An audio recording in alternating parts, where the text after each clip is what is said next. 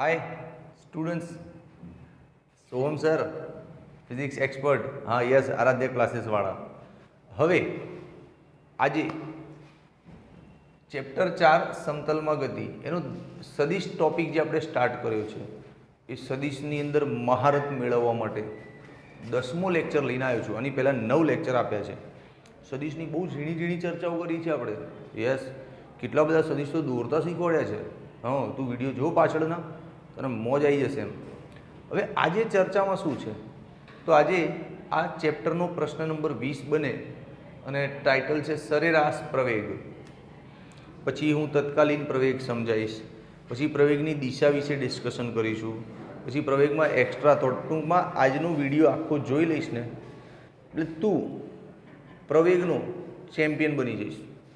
ઝીણેથી લઈ અને high level સુધી બધી ડિસ્કશન હું કરીશ। ઓકે, અને ફક્ત થિયરી પૂરતું નહીં ભણાવું, પ્રવેગ આખો આમ ખોલીને મૂકી દઈશ તારી નજર સમક્ષ કે આને પ્રવેગ કહેવાય। ઓકે ચાલ, તો એમને જસ્ટ વાતો કરીએ પ્રવેગ વિશે। પ્રવેગને ફીલ કર્યો કોઈ દાડ કે હા યાર આને પ્રવેગ કહેવાય, એવું ફીલ થવું જોઈએ। ખાલી આ એક વ્યાખ્યા નથી કે ગોખી લઈએ।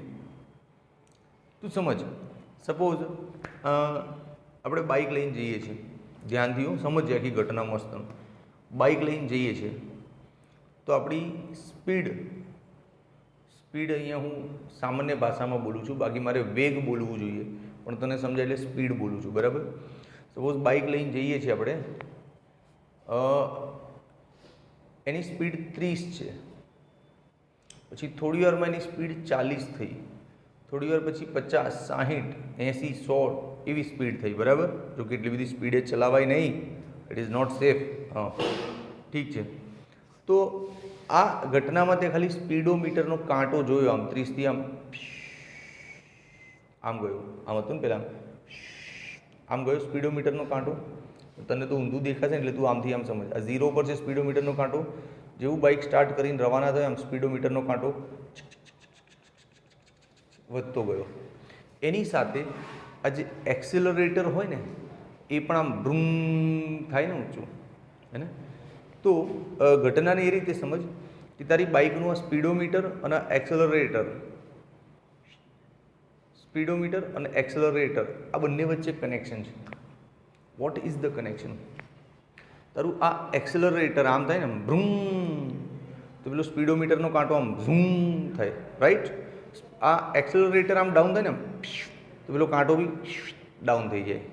આ જે એક્સેલરેટરની આ મૂવમેન્ટ ખરી ને, હલનચલન, એને પ્રવેગ તરીકે લેતું દિમાગમાં કે આ હલનચલન છે ને, આ એક્સેલરેટર એટલે પ્રવેગકની હલનચલનને જ પ્રવેગ કહેવાય। હા, એનો મતલબ કે આ હલનચલન ના કરે તો પ્રવેગ 0। યસ, અચ્છા આ હલનચલન ના કરે એવા કેસ કયા? કાં તો તારો સ્પીડોમીટર 0 પર હોય તો આ હલનચલન ના કરતું હોય, એ તારો સ્પીડોમીટર એકવાર આમ 50 પર આવી ગયો, હવે આ ગાડી 50 પર જાય છે કન્ટિન્યુઅસ, તો એની હલનચલન બંધ થઈ ગઈ ને। હા, ગાડી તારી 50 ઉપર સ્ટેડી થઈ ગઈ, 50ની સ્પીડે જાય છે, ઝૂમ ઝૂમ 50, બટ આ તો હલશે નહીં। આ ક્યારે હલશે? જ્યારે તારી સ્પીડ 50થી 40 અથવા 60 કે 65 થશે તો આમાં મૂવમેન્ટ થશે। એટલે સ્પીડોમીટરનો કાંટો હલનચલન ન કરે તો આની બી હલનચલન બંધ, હે ને। હા, તો કહેવાનું તાત્પર્ય એવું છે કે આ કાંટામાં ફેરફાર થાય તો જ આ હલનચલન પેદા થાય, કાં તો આ હલનચલનના કારણે આ કાંટામાં ફેરફાર થાય, બંને કનેક્ટેડ છે ને। હા, તો આ જે હલનચલન છે એને પ્રવેગ કહેવાય। એની માટે જવાબદાર આ કાંટાનું મૂવમેન્ટ। કાંટાનું મૂવમેન્ટ એટલે વેગમાં થતો ફેરફાર। હા, વેગમાં થતો ફેરફાર, વેગમાં ફેરફાર થતો હોય ને તો જ પ્રવેગ ઉત્પન્ન થાય। વેગ તારો સપોઝ આમ ઝૂમ 80એ ગઈ ગાડી અને 80 પર જ ચોંટી રહી તો એક્સેલરેટર હલશે નહીં, તો પ્રવેગ 0 છે। ભલે ગાડી તારી 80ની સ્પીડે છે બટ પ્રવેગ એ ટાઈમે, તાત્ક્ષણિક એ ટાઈમે પ્રવેગ તારો શું થાય? 0, કેમ કે વેગ અચળ થઈ ગયો, સમજો। એટલે વેગમાં ફેરફાર થવો જોઈએ તો પ્રવેગ જનરેટ થાય। Clear or not clear? તો આઈ હોપ તને પ્રવેગનો મતલબ ખબર પડી ગઈ હશે। ચાલ એક કામ કર, સપોઝ તારી ગાડી 100ની સ્પીડે છે, ધૂમ પછી 100 જાય તો એ દરમિયાન પ્રવેગ 0. હા, 0 થી 100 સુધી આવવાની થઈ ને ત્યારે પ્રવેગ બન્યો આમ રૂમ, પણ 100 પર આવીને ચોંટીને પછી 100 તો એ ટાઈમે તારો પ્રવેગ 0. ખબર પડી પ્રવેગનો એક્ઝેક્ટલી મતલબ? હા, તો અહીંથી આની વ્યાખ્યા બને દોસ્ત. અચ્છા, વ્યાખ્યા બનાવું પણ પહેલાં પ્રવેગ બે ટાઈપના છે, પ્રવેગ અને પ્રતિપ્રવેગ. પ્રવેગ એટલે આમ ભ્રૂમ સ્પીડ વધતી હોય અને હલનચલન થતું હોય એ પ્રવેગ. સ્પીડ આમ ઘટતી હોય અને હલનચલન થતું હોય એ પ્રતિપ્રવેગ. હા, એટલે ગાડીમાં એક ડ્રાઈવ લે તું, તને બંને પ્રવેગનો અનુભવ થાય. ડ્રાઈવ સ્ટાર્ટ કરીએ એટલે ઝૂમ ગઈ ગાડી, આ પ્રવેગ. જ્યારે ગાડી રોકવાની છે ત્યારે તું બ્રેક મારીશ એટલે પાછી સ્પીડ ડાઉન થશે, એ ટાઈમે પ્રતિપ્રવેગ. સમજો? તો આ છે પ્રવેગનું એક સિમ્પલ થોટ. હજી થિયરી ચાલુ કરું પણ વ્યાખ્યા અહીંથી જ ના મળે. શું કે વેગમાં થતો ફેરફાર પ્રવેગ, પણ એક ચોક્કસ ટાઈમ લિમિટમાં. હા, તો જો હવે વ્યાખ્યા શું બને? એકમ સમયમાં એટલે કે ચોક્કસ ટાઈમ લિમિટમાં વેગમાં થતા ફેરફારને પ્રવેગ કહેવાય. આવડી વ્યાખ્યા? અરે ગાંડા, તો પછી ચાલ તો વ્યાખ્યાથી સ્ટાર્ટ કરીએ છીએ. યસ, આઈ હોપ તને આ પ્રવેગની સમજણ મજા આવી હશે. ફિઝિક્સ સમજીને જ કરવાનું. જો વ્યાખ્યા આ રીતે લખાય, સમતલમાં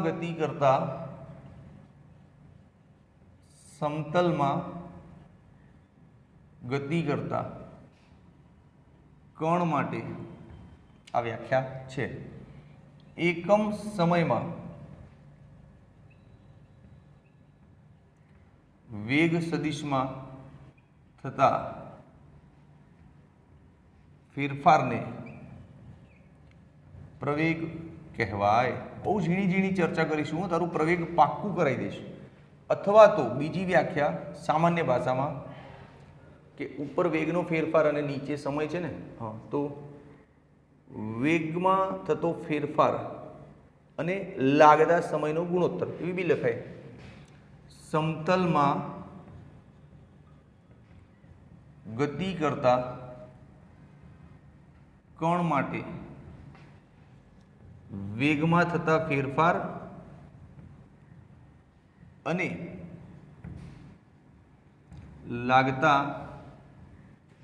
સમયના ગુણોત્તરને પ્રવેગ સદિશ કહેવાય છે. ક્લિયર? આ પણ ચાલે વ્યાખ્યા, હે ને? ચલો તો વ્યાખ્યા કરીએ. હવે સૂત્ર સેટ કરીએ. સૂત્ર તો શું થાય કે ભાઈ સરેરાશ પ્રવેગ, અહીંયા સરેરાશ લખતા ભૂલી ગયા યાર, ફેરફારને સરેરાશ પ્રવેગ, હા બીજું ભૂલ ના કરતો, ગુણોત્તરને સરેરાશ પ્રવેગ. ઓકે, સરેરાશ પ્રવેગ એટલે કે ગુણોત્તર કોનો?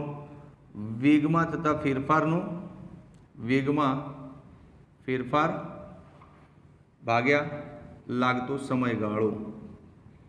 ઓકે, હવે ધારો કે હું જે પદાર્થની વાત કરું છું, સપોઝ મારી વાતોમાં કોઈક ગાડી છે, કોઈક બાઇક છે, એવું છે. ધારો કે વેગમાં થતો ફેરફાર, આપણે કંઈ બી નામ તો આપવું પડશે ને સૂત્ર બનાવવા માટે. હા, ધારો કે વેગમાં થતો ફેરફાર ડેલ્ટા વી છે, લાગતો સમય ડેલ્ટા ટી છે. તો સરેરાશ પ્રવેગનું સૂત્ર શું થાય? તો ચાલ અહીંયા બતાવું.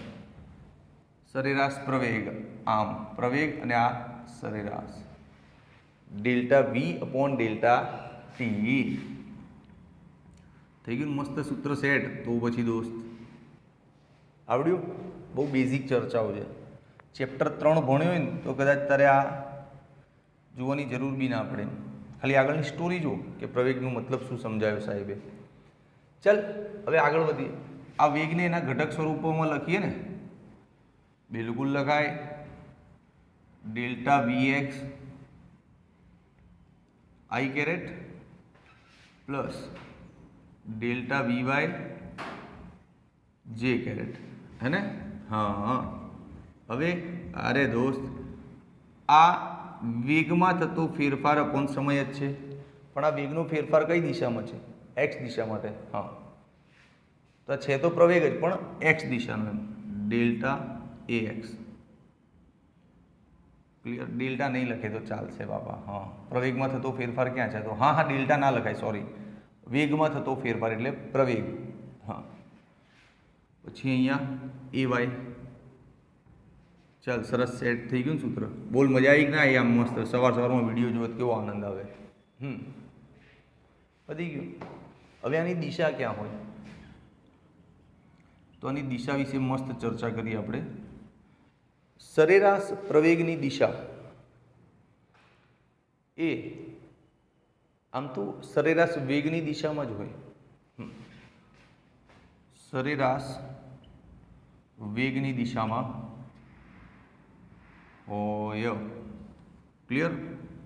આઈ હોપ તને ઇન્ટ્રોડક્શનમાં મજા આવી હશે, હે ને? ચલ, હવે બે સેલ્ફ શૂટ છે, તો તું સ્ક્રીનશોટ લઈ લે. હું વિડીયો પોઝ કરી દઉં, બોર્ડ ઘૂસવું પડશે ને. ઓકે દોસ્ત, હવે જો તત્કાલીન પ્રવેગ. હવે તો આવડે જ ને, આટલું 11મું ભણ્યા છે છેલ્લા 3-4 મહિનાથી. સરેરાશ પ્રવેગ જ લેવાનો હોય. એ સરેરાશ પ્રવેગમાં સમયગાળો એટલો સૂક્ષ્મ કરી નાખવાનો ને કે એનાથી પેલા વેગ સદિશના તીર પણ બહુ નાના થઈ જાય. વેગના ફેરફારના તીર નાના થઈ જાય અને સમયગાળો એકદમ સૂક્ષ્મ કરીએ તો એ સમયગાળા દરમિયાન તને જે સરેરાશ પ્રવેગ મળે ને એ જ તારો તત્કાલીન પ્રવેગ કહેવાય. એનો મતલબ કે તત્કાલીન પ્રવેગ સુધી પહોંચવા માટે પહેલાં સરેરાશ પ્રવેગ સમજાવવો પડશે. ડાયરેક્ટ હમણાં જે પેલા પ્રશ્નમાં કર્યું એટલું બધું ડિટેલ નહીં, ડાયરેક્ટ ફટાફટ સરેરાશ પ્રવેગનું સૂત્ર બનાવી દઈએ અહીંયા, પછી એમાં સમયગાળાને એકદમ નાનો કરી દઈએ જેથી તત્કાલીન પ્રવેગનું સૂત્ર મળે, હે ને? તો ચાલ પહેલાં એટલું કામ બતાવીએ, પછી લેક્ચર તો બહુ આગળ જશે દોસ્ત. જો પહેલાં અહીંયા ટાઇટલ આપી દો, સરેરાશ પ્રવેગ. ડાયરેક્ટ જ સૂત્ર, વ્યાખ્યા કે લખવાની જરૂર નથી, ખાલી આટલું લખી દો. ધારો કે ડેલ્ટા ટી સમયમાં વેગમાં થતો ફેરફાર ડેલ્ટા વી છે તો સરેરાશ પ્રવેગ શું થાય? અરે ભાઈ, delta V upon delta T તો થાય. હા, ક્લિયર? અચ્છા, હવે આને ઘટક સ્વરૂપે લખવાનું બી ખબર છે આપણને. Delta V X upon delta T, પછી delta V Y upon delta T. ખ્યાલ છે ને આ તો? હા, બરોબર. આમ પ્લસ. ઓકે, આ સરેરાશ પ્રવેગનું પ્લેટફોર્મ તૈયાર થઈ ગયું. હવે અહીંયા આપણી આર્ગ્યુમેન્ટો લગાવીએ. શું કે જો આ સમયગાળો બહુ સૂક્ષ્મ એટલે 0ની નજીક કરી દઈએ તો ફેરફારના બહુ ચાન્સીસ રહેશે નહીં. તો એ ટાઈમે જે પ્રવેગ મળશે ને એ સરેરાશ નહીં, તત્કાલીન પ્રવેગ હશે. હા, તો મસ્ત નોટિસ લખ અહીંયા. શું કે જો સમયગાળો અત્યંત સૂક્ષ્મ કરીએ તો સરેરાશ નહીં પણ તત્કાલીન પ્રવેગ મળે છે. તો તત્કાલીન પ્રવેગ મળે. ઉભો રે, આર્ગ્યુમેન્ટનો મતલબ સમજાવું છું બાપા. આનો ગાણિતિક મતલબ એવો થાય કે સમયગાળો એકદમ સૂક્ષ્મ, એનો મતલબ કે delta T tends to 0, delta T approaches to 0, delta T 0ની એકદમ નજીક છે, એટલો ઝીણો છે. તો સ્વાભાવિક છે તારો ડેલ્ટા વી પણ 0ની નજીક હોય, બહુ સૂક્ષ્મ ફેરફાર થાય. અરે યાર, કોમન સેન્સની વાત છે. આનું ચિત્ર લાવું છું, શાંતિથી રાખ. મસ્ત 4 ચિત્ર લાવું છું અત્યારે, આગળ તો વધ. હવે આ વસ્તુને સમીકરણ 1માં એપ્લાય કરો. ચલજો, લખી દે કે ડેલ્ટા ટી ટેન્ડ્સ ટુ 0ની લિમિટ સમીકરણ 1માં લેતા પછી આપણને જે મળશે ને એ તત્કાલીન પ્રવેગ હશે. તો લખ સમીકરણ 1માં limit delta T tends to 0 લેતા તત્કાલીન પ્રવેગ મળે, હે ને? ચાલ જો લઈને સમજાવી દઉં પડે, પણ બેસવું પડશે યાર, પછી લખવામાં મજા નહીં આવતી. જો ચલાઈ જા. આ લિમિટને આમાં પધરાવી દો તો ચલો હજી તો આ સરેરાશ જ છે હો ભાઈ. હા, લિમિટને અહીંયા પધરાવી દો. Limit delta T tends to 0 delta V X upon delta T I caret. Yes. પછી આમાંય પધરાવી દો limit delta T tends to 0 delta V Y upon delta T J caret. Okay, હવે સમયગાળો સૂક્ષ્મ થઈ ગયો ને, તો હવે આ તત્કાલીન થઈ જાય. તત્કાલીન એટલે ડી. અરે મેટર બહુ સૂક્ષ્મ, જેમ કે આ સળિયો છે, આ સળિયાની લંબાઈને આપણે શું નામ આપીએ છીએ? એલ, હે ને? પણ સળિયાનો એકદમ સૂક્ષ્મ ટુકડો લઉં, આટલો નાનો, આમ તેની લંબાઈને શું કહેવાય? ડીએલ વડે દર્શાવાય ને ફિઝિક્સમાં. બહુ સૂક્ષ્મ મેટર થઈ જાય, બહુ ઝીણી, તેને પછી ડીએલ વડે દર્શાવાય, ડી વડે એમ. તો અહીંયા બી મામલો બહુ ઝીણો થઈ ગયો છે દોસ્ત. તો આને હવે ડી વડે દર્શાવો, આઈ કેરેટ. આને પણ ડી વડે દર્શાવો, જે કેરેટ. અને આ થઈ ગયું તારો તત્કાલીન પ્રવેગ. Yes, very good. બોલ દોસ્ત, આવડ્યું કે ના આવડ્યું? ઓકે, હવે હજી એક સ્ટેપ આગળ લખવું તો લખી લે. આને છે ને એ એક્સ લખી દે, પેલાને લખી દે એ વાય. ઘટક સ્વરૂપ બી આવી જાય. હવે તારે મૂલ્ય જોતું હોય ને તો ખબર જ છે ને, આ ઘટકનો સ્ક્વેર પ્લસ અને અંડરરૂટ, એટલે મૂલ્ય બી આવી ગયું દોસ્ત. બોલ તો પછી યાર હવે હજી બાકી છે ભાઈ. શાંતિથી રાખ. તારા મનમાં જે પ્રશ્નો ઉપડે છે ને એ મને અહીંયા બધા ફીલ થાય. ભલે આ વિડીયો 1 વે છે, હું અત્યારે વિડીયો બનાવું છું, તો કદાચ 2 દિવસ 4 દિવસ પછી જોઈશ, કે નેક્સ્ટ યર કોઈક બેચવાળું જોશે, કે આજથી 3 વર્ષ પછી કોઈક જોશે.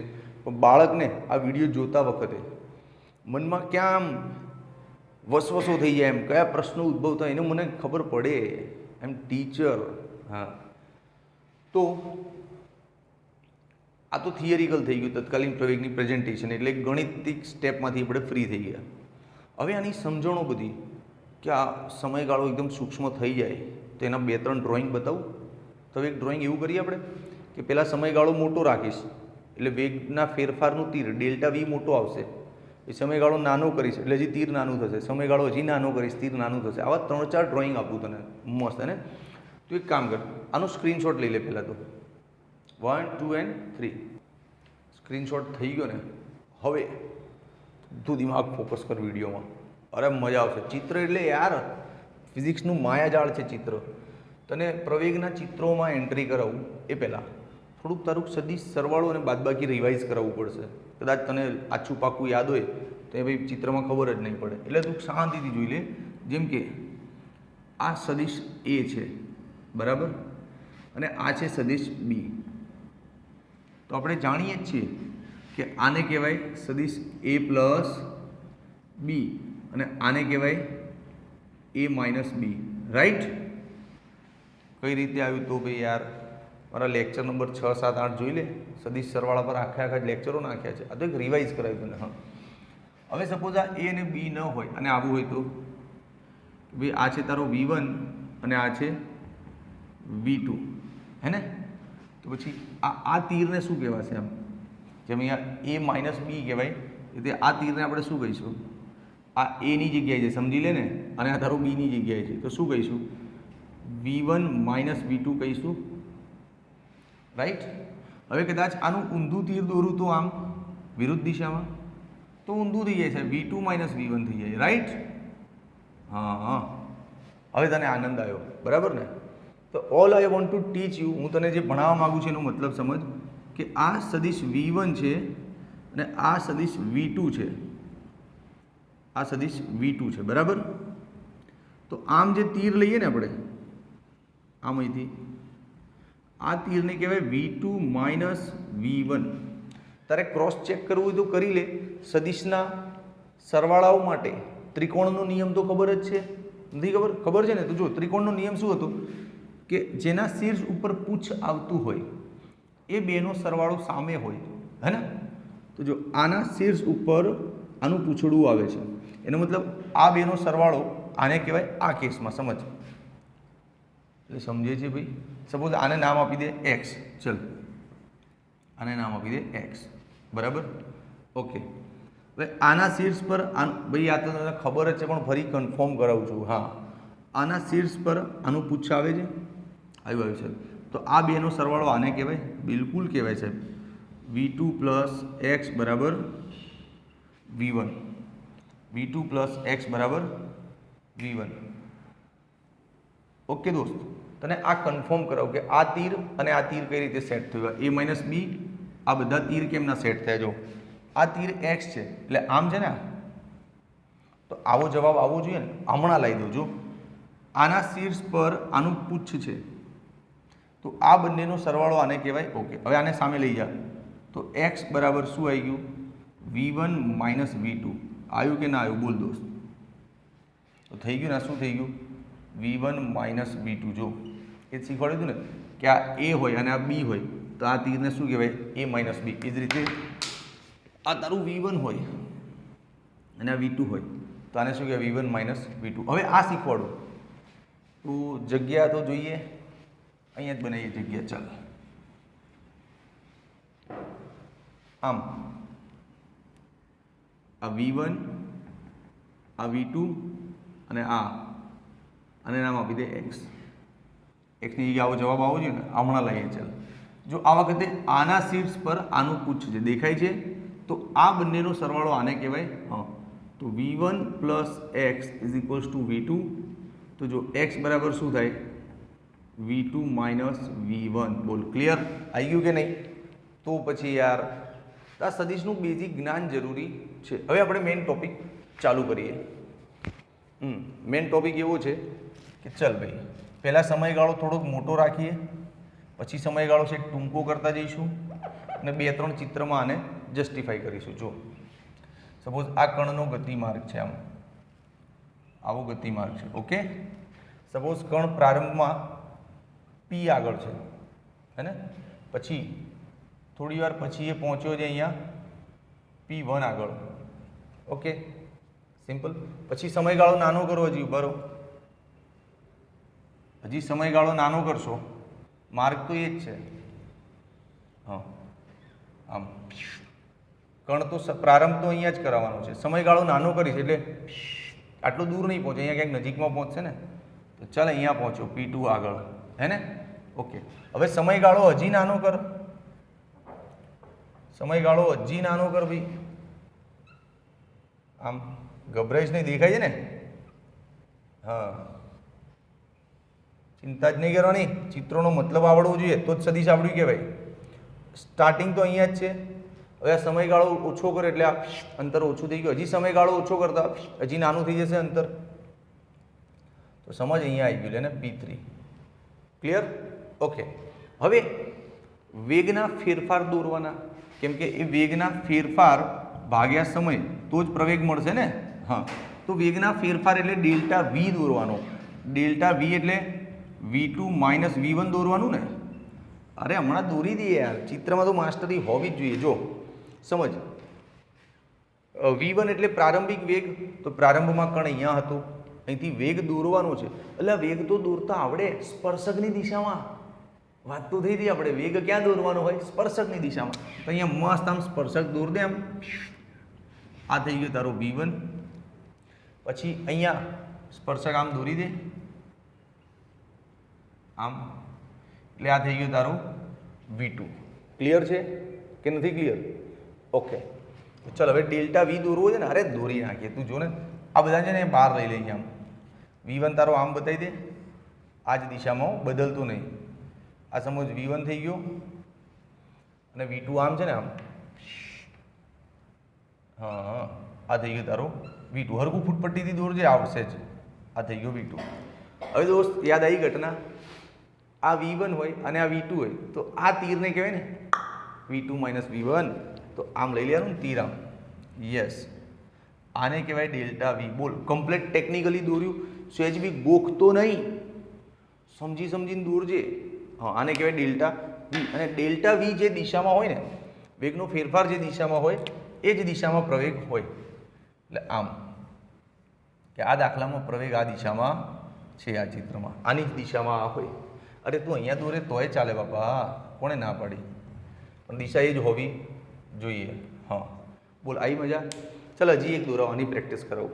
આમાં ડેલ્ટા વી એટલે V2 માઇનસ V1 એટલે V1 એ દોરવો પડશે, V2 પણ દોરવો પડશે, બંનેને કનેક્ટ કરતા ડેલ્ટા વી દોરાશે. ચાલો V1 તો આમ જ સ્પર્શક પ્રમાણે, અને આગળ તારો V2 આમ છે, જો આમ સ્પર્શક પ્રમાણે, હે ને. ચાલ એ બંનેને એ બહાર લઈ લે. અહીંયા આગળ આ થઈ ગયો તારો V1, હા, અને પેલો થઈ ગયો તારો V2. Yes, okay. ડેલ્ટા વી ક્યાં આવશે? આમ જ આવશે ને, ડેલ્ટા વી. તો જો વેગના ફેરફારની દિશા બદલાઈ ગઈ દોસ્ત, વેગના ફેરફારની દિશા બદલાઈ ગઈ. તીર છે આ ઊંચું છે ને આ છે નીચું છે, તો એને અનુરૂપ પ્રવેગની દિશા પણ બદલાય છે. જો આમ આમ બદલાઈ કે ના બદલાઈ? તો પછી ચાલ હવે ત્રીજી ઘટનામાં સેમ વસ્તુ છે, તું દોરી લઈશ ને? હા, આટલું તો દોર. અરે લે યાર, આ V1 આ V2 તો અહીંયા જ લઈ લે ને ભાઈ. V1 ઓમ કરીને ઓમ V2 કર દો સાહેબ. ઓકે, ડેલ્ટા વી ક્યાં આવશે સાહેબ? આમ આવશે સાહેબ, આમ. તો ત્રણેય ચિત્રને ધ્યાનથી જો. સમયગાળો સૂક્ષ્મ કરવાથી આ બધાના સ્થાન સદિશ બદલાઈ ગયા. P1 ની જગ્યાએ P2 પર પહોંચ્યો, અને P2 ની જગ્યાએ P3 પર પહોંચ્યો. એટલે સમયગાળો સૂક્ષ્મ કરતા આ બધાના સ્થાન અલગ અલગ જગ્યાએ મળ્યા, અને એના કારણે બધાના વેગના ફેરફારની દિશા બદલાઈ ગઈ. આનો વેગનો ફેરફાર આમ હતો સેજ, પેલાનો સેજ આમ થયો, અને આનો સેજ આમ થયો. વેગના ફેરફારની દિશા બદલાઈ, એના કારણે પ્રવેગની દિશા બી બદલાઈ. જો પ્રવેગનું તીર આમ હતું ને, આમ આ સેટ ડાઉન થઈ ગયું, અહીંયા હજી આમ ડાઉન. ખબર પડી ગઈ? બસ. તો તને ચિત્રનો અનુભવ થઈ ગયો ને. હવે પોઈન્ટ્સ લખવામાં તો આપણે માસ્ટર છીએ. હા, પોઈન્ટ્સ તો બહુ નથી લખવાના, પણ તને જે અનુભવ થયો આ ચિત્ર દરમિયાન, એ અનુભવ તારે લખવાના. હજી તત્કાલીન વાળું ચિત્ર દોર્યું નથી. પેલા આને તો પૂરું કર, હેન્ડલ કર. ચાલ, શું કે આ ચાલુ થિયરીમાં જ છે. હવે આ બધું ચિત્ર વિશે લખવાનું.